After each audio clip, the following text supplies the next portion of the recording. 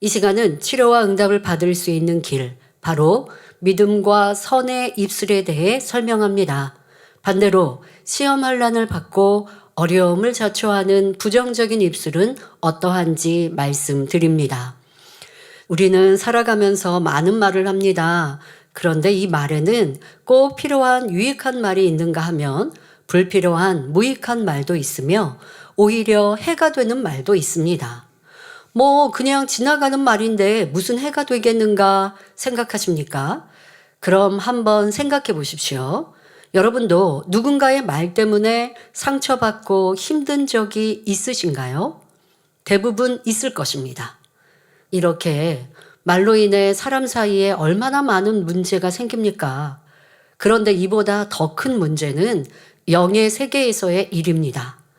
내게 상처를 준 사람이 이내 잊어버리듯 여러분도 자기의 말이 어떤 죄가 되고 응답과 축복을 가로막는 담이 되는지 모른다는 것입니다. 스스로는 자기가 한 말을 잊어버려도 사단은 들었고 그로 인해 시험 환난을 가져다 줄 수 있습니다. 그러니 이제는 내 입인데 내가 함부로 말도 못하나? 라는 생각하시면 안 되겠습니다. 잠언 13장 2절에 사람은 입의 말로 열매로 인하여 복록을 누린다 하신 말씀을 기억하셔서 이제는 복받는 입술이 되시길 바랍니다. 세상 사람들은 자신의 감정이나 느낌을 깊은 생각 없이 말로 표현합니다. 거기에는 좋다, 싫다, 기쁘다, 슬프다, 즐겁다, 힘들다, 어렵다, 고통스럽다, 죽겠다 등 긍정과 부정의 말이 뒤섞여 있지요. 피곤하거나 힘들 때는 피곤해, 힘들어 라는 말을 쉽게 합니다. 세상을 살다 보면 긍정적인 일보다는 부정적인 일들이 더 많기에 입술의 말도 부정적인 경우가 많습니다. 죽을 일도 아닌데 하룻밤 잠 못 자고 나를 세웠다고 피곤해서 죽겠다. 일이 어렵다고 힘들어 죽겠다. 가족에 근심이 있으면 당신 때문에 죽겠다 등 생각 없이 말이 튀어나옵니다. 또 어떤 사람은 작은 일에도 걱정스러운 말, 부정적인 말을 내기에 가족이나 주변 사람을 염려시키지요. 조금 더 노력하면 할 수 있는데 못하겠다, 힘들다라는 말을 먼저 하는 사람도 있습니다. 그러나 이렇게 부정적인 말을 쉽게 하던 사람들도 하나님을 만난 후에는 그 말이 달라지는 것을 봅니다. 진리를 배우다 보면 모든 일이 입으로 시인하는 대로, 즉 믿음대로 역사된다는 귀중한 사실을 알게 되기 때문입니다. 그러니 이러한 사실을 깨달은 뒤 진리로 변화되기 위해서 노력하는 사람들은 점점 긍정적인 사람으로 달라집니다. 어려운 일이 생기거나 염려, 근심할 일이 생겨도 먼저 입으로 불평하고 힘들다 하는 것이 아니라 하나님의 뜻을 구하며 믿음의 기도로 도우심을 구하지요. 그럴 때 감당하기 힘든 문제라도 해결되는 응답의 역사를 체험합니다.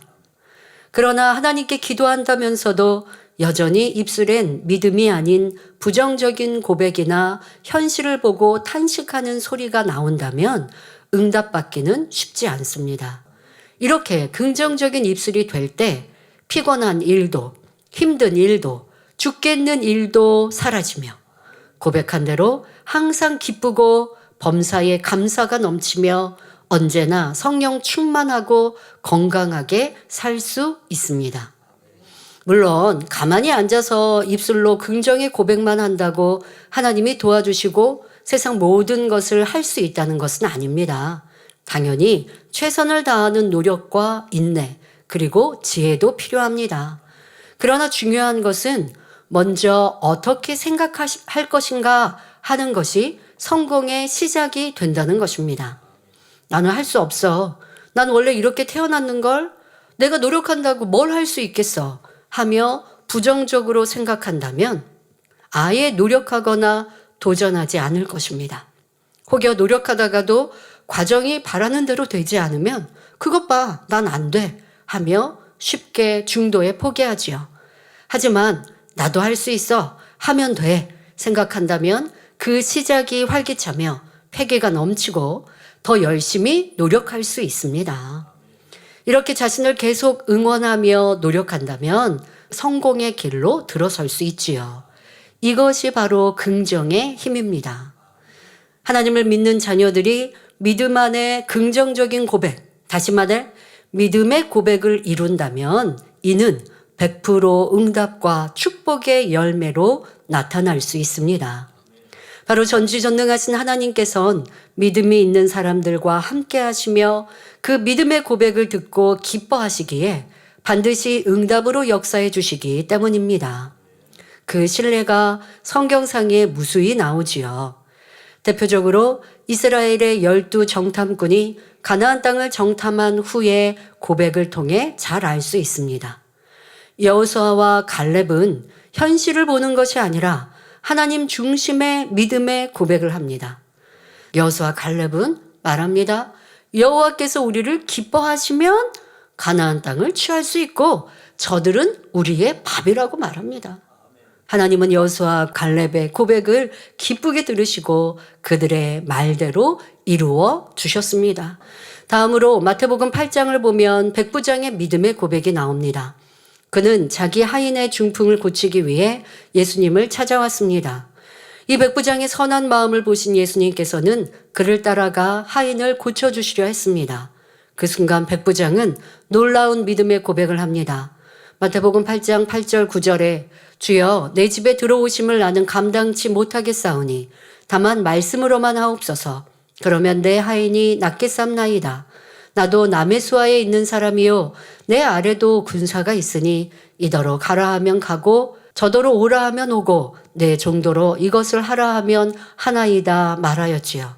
이러한 고백을 들으신 예수님께서는 마태복음 8장 10절에 이스라엘 중 아무에게서도 이만한 믿음을 만나보지 못하였노라 하시며 그의 믿음을 칭찬하셨습니다.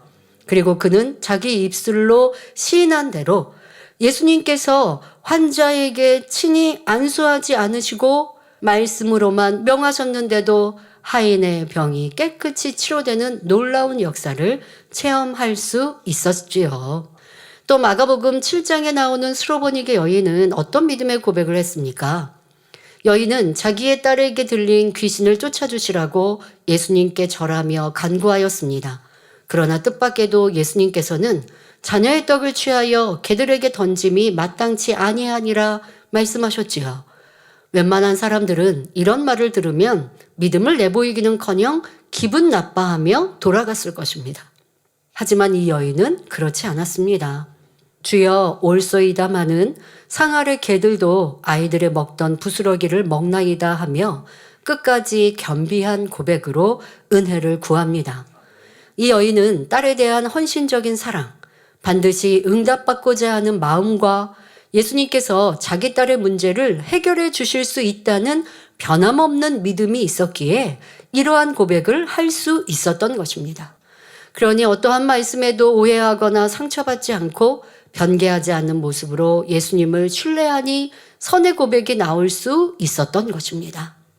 믿음의 고백은 그 마음과 생각도 믿음이어야 하며 믿었다가 의심하였다가 변하는 것이 아닌 항상 동일해야 합니다.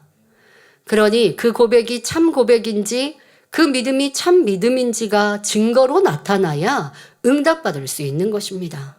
스로보니게 여인도 예수님의 권능의 소식만 듣고 육적인 믿음으로 나왔다면 개에 비유하여 말씀하시는 예수님의 말씀에 실망하며 선한 고백을 내지 못하여 응답받을 수 없었을 것입니다. 하지만 이 여인의 마음에 이미 선과 사랑, 참 믿음이 있으니 어떤 시험도 능히 믿음의 고백, 선의 고백으로 통과하여 응답의 주인공이 될 수 있었지요. 다니엘의 세 친구 역시 하나님께서 죽음의 자리에서 살려주실 수밖에 없는 선과 믿음의 고백을 합니다. 바벨론 왕 느부갓네살은 금신상을 세우고 그 앞에 절할 것을 명하였으나 다니엘의 세 친구는 절하지 않았습니다. 그로 인해 왕 앞에 끌려왔고 화가 난 왕은 다니엘서 3장 15절에 내가 만든 신상 앞에 엎드려 절하면 좋거니와 너희가 만일 절하지 아니하면 즉시 너희를 극렬히 타는 풀무 가운데 던져 넣을 것이니 능히 너희를 내 손에서 건져낼 신이 어떤 신이겠느냐 말합니다. 다니엘의 세 친구는 담대히 고백합니다. 다니엘서 3장 16절부터 18절에 느부갓네살이여 우리가 이 일에 대하여 왕에게 대답할 필요가 없나이다. 만일 그럴 것이면 왕이여 우리가 섬기는 우리 하나님이 우리를 극렬히 타는 풀무 가운데서 능히 건져내시겠고 왕의 손에서도 건져내시리이다. 그리 아니하실지라도 왕이여 우리가 왕의 신들을 섬기지도 아니하고 왕의 세우신 금신상에게 절하지도 아니할 줄을 아옵소서. 조금도 요동치 않는 자기의 의지를 얘기합니다. 이 다니엘의 세 친구는 눈앞에 닥친 죽음, 맹렬히 타는 풀무불을 조금도 두려워하지 않고 이런 감동적인 고백을 드릴 수 있었습니다. 설령 하나님이 구해주시지 않는다 할지라도 결단코 타협하지 않겠다는 굳건한 마음의 믿음을 그들의 입술로 시인하였던 것입니다. 그러자 왕은 매우 화가 나서 평소보다 7배나 더 뜨겁게 한 풀무불에 그들을 던져 넣었습니다. 그러나 마태복음 9장 29절에 너희 믿음대로 되라 하신 말씀처럼 하나님께서 지키시니 다니엘의 세 친구는 머리털 하나 그슬리지 않고 어떤 해도 입지 않고 살아날 수 있었지요. 이를 지켜본 왕은 하나님이 참 신이심을 인정하고 세 사람의 지위를 더욱 높여주었습니다. 사랑 많으신 하나님께서는 믿음을 내보이는 이들에게 어려움을 면케하실 뿐 아니라 누르고 흔들어 넘치게 축복해 주심은 물론 더 나아가 30배, 60배, 100배로 축복해 주십니다. 지금까지는 믿음의 고백의 중요성에 대해 살펴보았습니다. 이제 입술의 말로 인하여 화를 자초한 사람에 대해 말씀드리겠습니다. 먼저 입술의 말로 화를 자초한 사람 중엔 이삭의 장자 에서를 들 수 있습니다. 에서가 들에 나가 일을 하다 배가 너무도 고팠는데 너가 나한테 죽 주면 이 장자의 명분을 내가 너한테 넘길게 하고 서로 그렇게 약속을 해버렸어요. 자, 에서는 그것이 그냥 스쳐 지나가는 말에 불과하였을 것입니다. 이때 천사는 하나님은 다 들으시고 알고 계셨다는 것입니다. 자, 결과는 에서가 입술로 말한 그대로 이루어지고 말았습니다. 장자의 축복권이 동생 야곱에게 넘어가고 만 것입니다. 열왕기하 6장 7장에 이런 비슷한 상황이 나왔는데요. 아람 군대가 사마리아 성을 오래도록 포위하여 공격함으로 성중에는 먹을 것이 떨어졌습니다. 심지어 자기가 낳은 자식까지 잡아먹는 지경이 되었지요. 이러한 때 엘리사 선지자가 예언합니다. 내일 이맘때에는 성문에서 밀가루와 보리가 헐값에 팔리리라 말하였지요. 그러나 이 말을 들은 왕의 신복 군대 장관은 여호와께서 하늘에 창을 내신들 어찌 이런 일이 있으리요 말하며 즉각적으로 부정했습니다. 그러자 엘리사는 그를 향해 네가 네 눈으로 보리라. 그러나 그것을 먹지는 못하리라 예언하였지요. 다음 날 놀라운 하나님의 역사가 일어났습니다. 하나님께서 사마리아 성을 포위하고 있던 아람 군대에게 수많은 말과 병거 소리를 듣게 하셨습니다. 아람 군대는 다른 나라 군사들이 자신들을 치러 몰려온 줄로 착각하고 두려움에 의복이며 양식들을 모두 버리고 도망쳤습니다. 이 사실이 성중에 알려지자 굶주리던 백성들은 아람 군대의 진으로 달려갔지요. 왕은 질서를 유지하려고 군대 장관으로 성문을 지키게 하였는데 군대 장관은 배고픔에 이성을 잃고 뛰어나가는 백성들의 발에 밟혀 죽고 말았습니다. 선지자의 말을 무시하고 부정한 결과였습니다. 성도 여러분, 이렇게 순간의 감정이나 당장 불이익에 불편해서 내는 불평과 원망의 말 또는 자기 생각이나 다른 사람의 말을 듣고 함께 판단하고 정죄하는 망령된 입술이 되어서는 안 됩니다. 입술의 말 한마디 한마디에 반드시 하나님의 역사가 따르거나 원수마귀 사단의 역사가 따른다는 사실을 알아야 합니다. 한여름 과일을 먹고 껍질을 그냥 두거나 설거지를 반나절이라도 하지 않고 그냥 두면 어떻게 될까요? 초파리가 생깁니다. 우리의 입술의 말도 그렇습니다. 판단, 정죄, 수군거림 등 악하고 더러운 말을 내면 다툼, 짜증, 화평이 깨어지고 시험환란이 옵니다. 반대로 용서하고 감사하며 간증하는 등 선한 말을 하면 사랑과 기쁨이 싹틉니다. 나아가 믿음으로 고백하고 기도하면 응답과 축복의 열매를 맺지요. 이렇게 중요한 입술을 어찌 함부로 사용하겠습니까? 이제는 우리의 입술이 하나님의 응답과 축복을 끌어내리는 도구가 되어야겠습니다. 이 시간 치료받고 응답받기 위해서 죄의 담이 되었던 나를 찾아 철저히 회개하고 이제는 선과 믿음의 고백으로 바꾸셔서 하나님의 사랑만 받는 복된 성도님들이 되시길 기원합니다.